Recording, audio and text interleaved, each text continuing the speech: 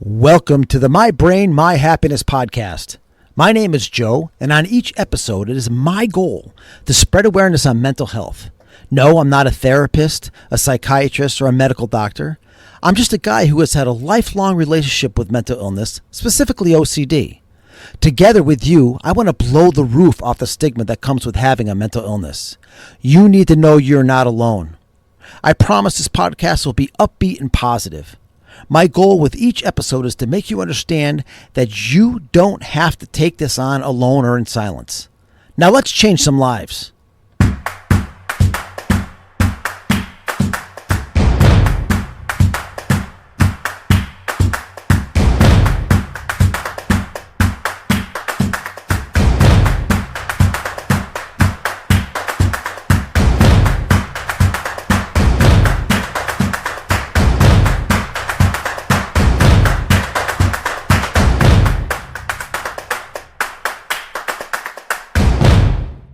Hey everybody, how are you doing, my friends? Welcome to episode 1 of My Brain, My Happiness. I've had to restart this thing like 3 times because I keep fucking up, right? So the first time I stumbled through what I was trying to say and, I just was like, well, we're going to kill that. And the second time through, I didn't have the right microphone on, and it was great. I was talking about all kinds of shit, and then I listened to it and I could barely hear it because it was using the external microphone on my PC. Anyway, I'm back now. So my name's Joe, and I am a guy who suffers from mental illness, specifically OCD in my case. And with OCD, mine happens to be like intrusive thoughts. So don't think of it like I need to wash my hands 100 times a day, or I don't know, flip a light switch on and off 15 times, or it'll bring bad demons into my life. Mine is scary or unwanted thoughts, right? And I can remember having this as far back as a kid.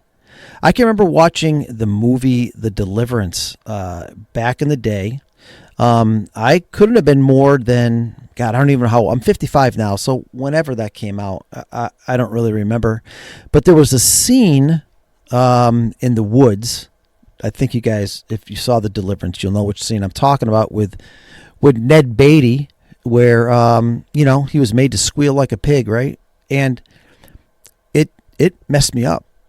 Like, that scene messed me up. I couldn't get it out of my head. I started wondering, why can't I stop thinking about this? What's going on? Am I gay? What's wrong with me? Not that there's anything wrong with being gay. Not to, quote a Seinfeld episode, but there is nothing wrong with being gay.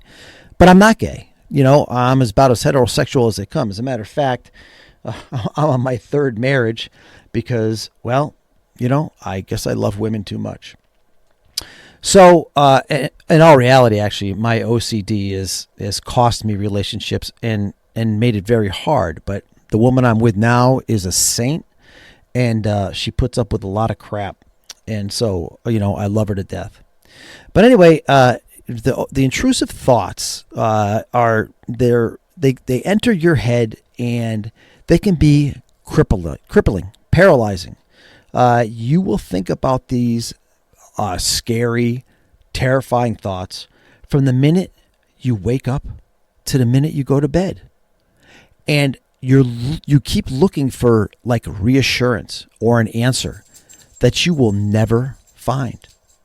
You will never find the answer to whatever you're thinking of. You keep trying to find ways to cope with it and look for information that'll help you get these thoughts out of your head. Well, let me tell you something. The more you fight these thoughts, the worse it becomes, right? So what do? What did I learn to do? I learned over the years, through many years of therapy, by the way, that a thought is just a thought. It doesn't mean that's who you are. Everybody has bad thoughts. Everybody at one time in their life has had bad thoughts, right? Excuse me while I take a sip of my Diet Coke. It's another vice of mine. I love Diet Coke, and I can't get enough of it. I drink no water, which is not good for me. But what can I say? I love Diet Coke. So hold on one second. Much better. Anyway, I'm going to try to keep it real out here, and relaxed. My dog is driving me crazy because he keeps flipping my hand to try to get me to pet him while I'm doing this podcast, which is pretty annoying. But I love him anyways. His name is Bailey. Which is another thing. I'm telling you right now, having a dog in your life, it's been scientifically proven that you can live longer, healthier, happier lives if you have a dog or a pet, any kind of pet that you love. People just live happier lives. Anyway, back to my OCD. So the deliverance, move on, thought it was gay, blah, blah, okay. So I kept battling this on through my 20s. After I got married, the first time we had our first child, my son, who's now an adult, and I started having images of me hurting him, like, I don't know, choking, stabbing. It was terrifying because I love my son. I love my kids. I love being a dad. And I loved being a dad back then. So as you can expect, I was like, what in the actual fuck is wrong with me? What's wrong with me? Why can I not stop thinking these crazy thoughts? And so I'd be out researching. I couldn't be near knives. Like if I got near a knife, I felt like my brain was making me pick up a knife and do bad things. It didn't. Because you're in full control of your actions, right? You are in control of your actions. Your brain, your thoughts don't have to control you. You control your thoughts. And so I went through that. I also went through a period of time where I thought I was dying of pancreatic cancer. I literally, for like 2 months, researching it. Like all the symptoms. I was in the bathroom checking out to see if my eyes were yellow from jaundice. Seeing, I was imagining pains in my stomach, in my side, and my back. And the funny thing is that your brain can make your body believe anything. If you think that your side hurts or you think that you have symptoms, your body can experience those symptoms. The brain is a very, very powerful organ. It's amazing what it can do to us. It does so much good, but yet can do so much harm. And so anyway, I went through that. Finally, I went to my doctor, my medical doctor, and I sat down in that office and I looked at him and I started crying. I was like a little schoolgirl crying. And I told him, listen, I'm dying of pancreatic cancer. I know it. Right now, he's looking at this healthy, this healthy 35-year-old guy who hasn't lost any weight and says to me, pancreatic cancer is a terrible, awful disease. And it is an awful disease. He goes, and I've seen patients that have pancreatic cancer. And I can tell you this, you don't look like any of them. Right? And just to appease me, because my doctor at the time, he really understood my mental illness. He knew my anxiety and my worries, and he would always know how to say the right thing. He's retired, and God, I miss him so much. But just for, to make me feel better, he sent me for like an x-ray, right? You can't, I know now that really you're not going to find cancer, pancreatic cancer through an x-ray. At least I don't think. You got to do it with an MRI because the pancreas kind of sits way back. But he did it anyway. And, that was enough for me at the time to say, oh, okay, I don't have it. And I got past it, right?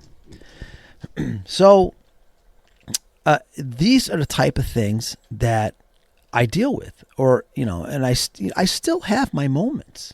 But the one thing that I don't do is I'm not silent about it. If I am struggling with an OCD episode, I will let people around me know, hey, I'm struggling. This is what I'm thinking, because I'm not ashamed. I'm not ashamed to be going through what I'm going through, because would you be ashamed if you, broke your leg? Would you be ashamed if you actually had cancer? No. So you shouldn't be ashamed if you're suffering from a mental illness, because it should be treated just like anything else, like any other illness. So I want to encourage you guys and girls to speak up. Go find help. There are therapists out there. There's online resources. I know actually there's a shortage of therapists right now, but some of us are lucky to work in an environment that has an employee assistance program where they have therapists. Check with your insurance company. They can make recommendations. You can find a therapist. You just have to do some research sometimes. And then you have to find a therapist that you like, right? But don't make any self-diagnosis. If you're not feeling well, right, and that there's something off and you're depressed and you can't figure out why, there's a reason why. People get depressed because they're consistent in the beliefs of their own thoughts, right? And so you have to kind of change that narrative. You have to flip the script, and it's tough to do on your own. I couldn't do it, right? I thought I was dying of pancreatic cancer. I thought I was going to kill my kid. I thought I was gay at one time. There's been a whole shitload of stuff that I've gone through. And, it took me finally going to therapy to get me going on the right track. So the message for today's short and sweet podcast is that I don't want you to suffer in silence. I want you to find someone to help you. Get a circle of support around you. And when you do, you're going to find that life is going to start to change for you. I promise. So this is, like I said, just my very first episode. I'm going to try to keep it as relaxed as I can like this. I just want people to feel better and know that, you're not alone. Anyway, this is Joe. I'm going to sign off for today. I want to tell everybody I love you. If you're listening to this first episode, thank you so much. I'm hoping to really make a difference in this world. I think we should do it together, right? As a team. Together we could save lives, and that sounds pretty good to me. Well, it's Friday here, and if it's Friday where you're listening, I want you to have a great weekend. If it's not Friday when you're listening to this, just have a great day, and know that you're not alone, and there's help. All right, everybody. Peace. Bye.